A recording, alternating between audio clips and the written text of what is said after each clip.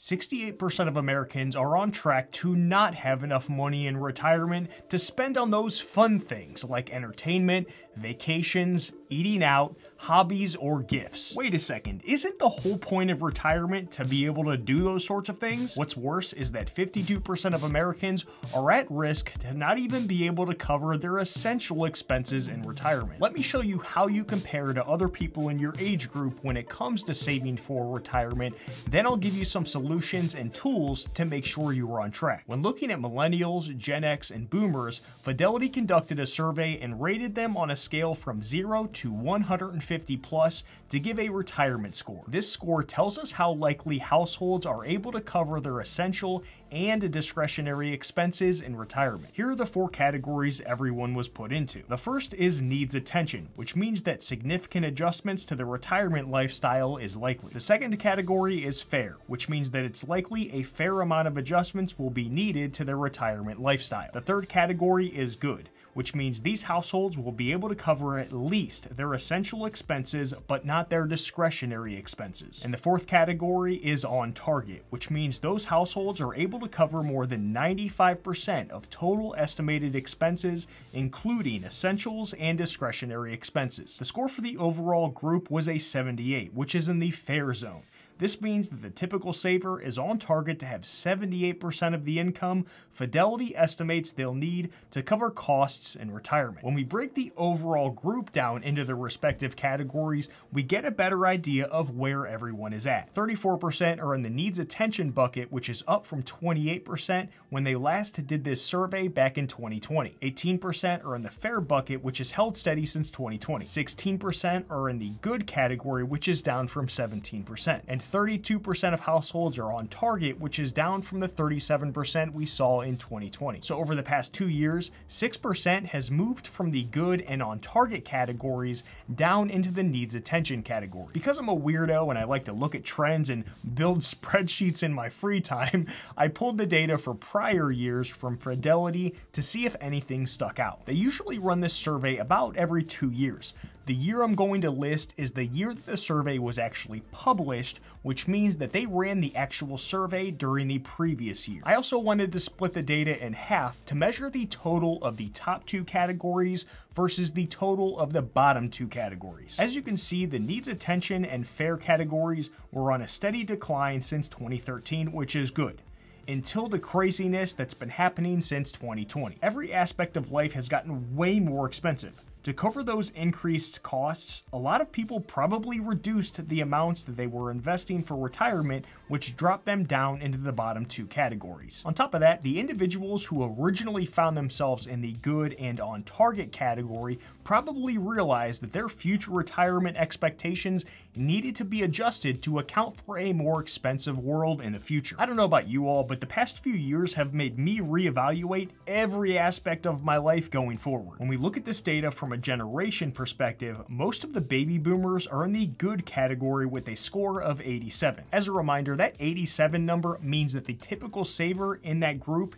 is on target to have 87% of their retirement expenses covered based on Fidelity's estimates. It's Gen X and us millennials who are in the fair category, which means we would need a modest adjustment. Gen X's score only dropped by 1 point since the last survey, which I personally consider to be a huge W when you account for everything that's happened over the past few years. Millennials have gotten hit the hardest with a 10-point drop since the last survey, going from 82 to 72. The savings rate for the combined generations has stayed steady at 10% since the last survey, which means that the 9.5% savings rate for millennials is absolutely terrible.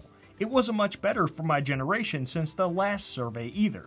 Back then, it was 9.7%. The biggest change in savings rate came with Gen X and the baby boomers.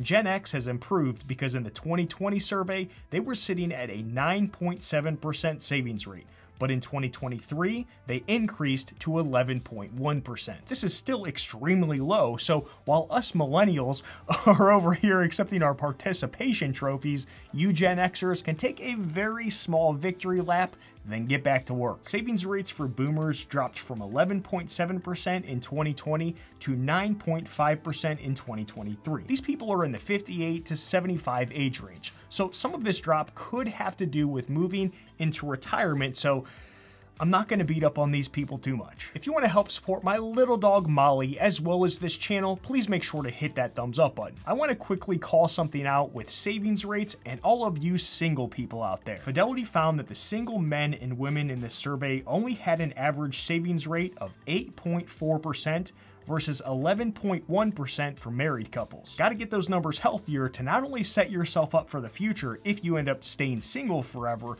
but also so that your potential future family is set up financially. Because let's be honest, a more financially stable partner is way more desirable and attractive than one whose financial life is a complete show. Another part of this survey that caught my eye was with investment allocations between generations. Everyone's risk tolerance is different based on a host of different factors, so we have to take this info with a grain of salt. For example, I'm someone who is fairly aggressive with my investments since I hold 0 bonds based on my risk tolerance and years to retirement. On the other hand, I know some people who are a freaking mess if their portfolio is even slightly down, which is why something like a 3-fund portfolio is perfect for them. But we can still make some generalizations when it comes to whether a person is too aggressive or too conservative with their investments based on their age. Across all 3 generations within the survey, 41% hold what Fidelity considers to be too aggressive or too conservative, based on the investor's time frame until retirement. Here's how each group stacks up individually and overall. When looking at these numbers, keep in mind that they're comparing it against allocations like the ones within their target date funds. I've personally always thought that target date funds in general are too conservative for younger people like myself and other millennials, so I read these numbers with a bit of an asterisk. Since I hold a 2-fund portfolio, which is 100% stocks, I would be a part of the aggressive 29% of millennials. One thing to call out is that the life cycle group is basically the investors in Fidelity's target date funds, so they consider those people to be perfectly allocated. The ones on track aren't in their target date funds, but their allocations are within the acceptable range Fidelity has laid out. I have a whole video on how to choose a good allocation for yourself, which I will link up down in the description and at the end of this video in a specific playlist. I wanted to see how things have changed with allocations since the last survey in 2020, so I pulled that data to compare. Here's how allocations have shifted over 3 years. The overall group has gotten way less conservative and more aggressive. Now you can consider this either a good thing or a bad thing depending on how you want to look at it. The 2020 survey was conducted in 2019. So right before the market declined in early 2020, they were all conservative. Some of these investors probably saw the market recover in roughly 7 months, which is very quick by the way, and wanted to get in on the action. If you've been around my channel long enough, you know that I am not a huge fan of this yo-yo style investing where you shift your portfolio back and forth depending on what the market is doing at that time, because it can get you in a whole lot of trouble if you don't time things properly. And most experienced investors know it's impossible to consistently time the market, so it's not even worth trying. I prefer to build a solid, globally diversified 2 or 3 fund portfolio that you can hold on to no matter what the stock market or the economy is doing. Millennials and Gen X have seen the biggest shift from a too conservative portfolio to a too aggressive portfolio. Boomers look like they've moved from too conservative to something more in line with what Fidelity recommends. Another thing I found interesting in this survey is that 82% of people are concerned that inflation will eat into their finances leading up to and while in retirement. The difference between generations isn't too far off either. I agree that besides future tax rates, this is one of those big unknowns when it comes to how everything will play out in retirement. Sometimes inflation feels like it's another way for the government to tax us without straight up calling it a tax, because it's wildly unpopular for politicians to actively choose to increase them. 51% of people don't think that they can do anything to mitigate this risk of inflation, while 48% disagree. Based on the research that I've done over the past couple of years, there's two ways to fight any kind of inflation. The first is to own businesses. Now, this can either be done by owning your own business or continuing to invest into things like low-cost total market funds. Doing either of these things is going to help you maintain purchasing power,